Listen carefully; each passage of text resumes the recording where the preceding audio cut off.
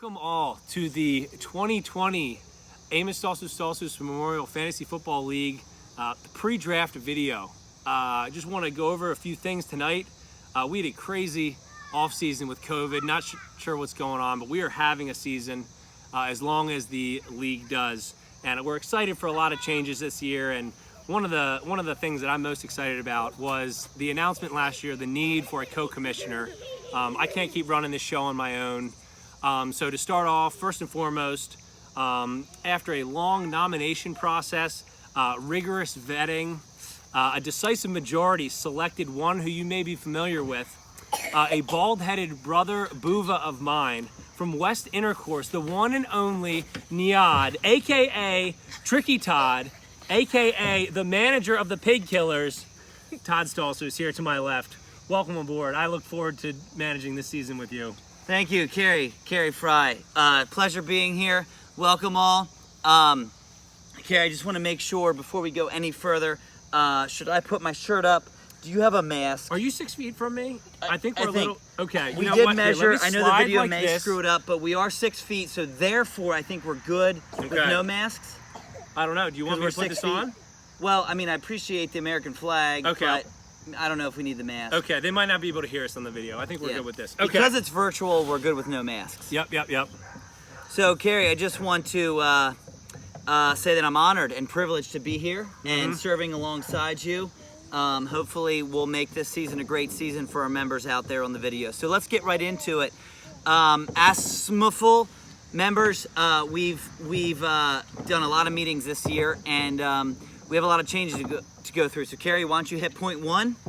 Point one, yeah. So we are going to be instituting some roster changes, some big things that are going to be new to ASMFL this year. Down the roster slots first. Yep. We got a quarterback. Yes, we do. It's going to be 2 running backs. Yes, we do. 2 wide receivers. We're going to have 2 flex positions to make up for the fact that we are also going to not be having a kicker this year. Big change. Big change. No kickers. They can make or break a week, and you know it seems like luck most of the time. And we've done a lot of polling, and we really think the extra flex position is a lot more fun, a lot more valuable than a kicker. Absolutely. And then our defense. And a Like defense. normal Yep. defense, A normal defense slash special teams is still there. Yep. Yep. So to run that through, we have QB, 2 RBs, 2 WRs, 2 flexes, a tight end like normal, right? And then a defense. That is our starting roster. We're gonna have 1 less bench position. Because you have 1 more starting position. Exactly. And our thought with this was just to make the matchups more exciting each week. It allows you to be more into the matchup as opposed to kind of being out of it after the afternoon games or whatever it may be. Next big change that we're making, and we're really, really excited about, is we are moving to a half-point PPR. Is that right, Kerry? Say it ain't so. For the Say it ain't ASMFL so. League, I mean, this has been a long, controversial subject that I know there are some out there who might be shaking their heads. Like, this is not the old way. But you know what? I'm telling you, even if Amos was here, he would approve of this change. We are moving with the times, and it is going to make your receivers, it is going to make your flex players more exciting and more involved than ever. Higher scoring, we're Higher excited scoring. about. Yep, I don't want Everybody's any into more. that. I don't want someone beating someone 75-70. You know. I think the problem with this change is it's going to eliminate Scott as being a factor in being a quality manager. His 82 average scoring will no longer put him at the top of the league. Yeah, that's not going to cut it. That's not going to cut it with PPR and 2 flex positions. You're going to have to be putting up one above 100 if you're going to want to be above 500 Absolutely. in this league this year. Yeah, it's also going to eliminate Travis and Todd and their terrible managing skills last year and terrible scoring. So moving on to one more big change this year. Shouldn't affect too many players, but we had a couple ties in the past. And I just think in fantasy, that's like kind of crazy. I don't know. You shouldn't be tying, I don't think, in sports in general. But in fantasy, Who wants to tie? exactly. We're going to move to a tiebreaker where if you tie with someone, keep in mind we do have decimal point scoring. If you somehow still tie, your total bench points will then calculate giving one team or the other the victory. So if you tie at 90-90 and someone else's bench has 50 points and yours has 40, the team with the 50 points total bench will win that matchup. Win that matchup. That's right. For the Bench week. points is the tiebreaker determination. One more thing, Kerry, before we move to the draft order positioning, lottery draw picking golf ball machine that we have set up. Do you want to go over the last point there? Yeah, so the last thing we have this year is we discussed it in previous seasons of having a $75 buy-in versus a $50 buy-in. This allows us to have bigger prizes during the year, better rewards, and just a better commitment for everyone overall. I feel like in years past, if you're just throwing in 50 bucks, you're in 4 leagues, you know, you can blow this one to the side, but $75, that's what we're looking for this year, and we'll expect that Wednesday night. Yeah, via PayPal or Venmo to Kerry. And another big thing was Kerry was out a decent amount of money for our draft parties and our in-season parties if we had that at a house. This will allow for him to not be putting it out of his own pocket. Sure, And I guess yeah, mine and will I'm not knock it down. I'm not trying to make any money on this, just trying to host a great event and have a good year.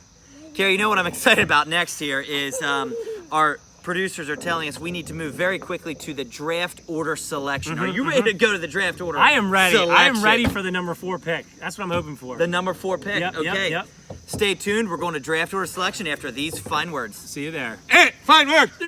Good evening and welcome to the 2020 draft pick Lottery. golf ball off. In here we have 12 golf balls with every team manager's name on the golf ball. I'm going to shake it up. We're going to dump the golf balls into this funnel, which will funnel down into a single file line, which then Kerry will then read off the draft order.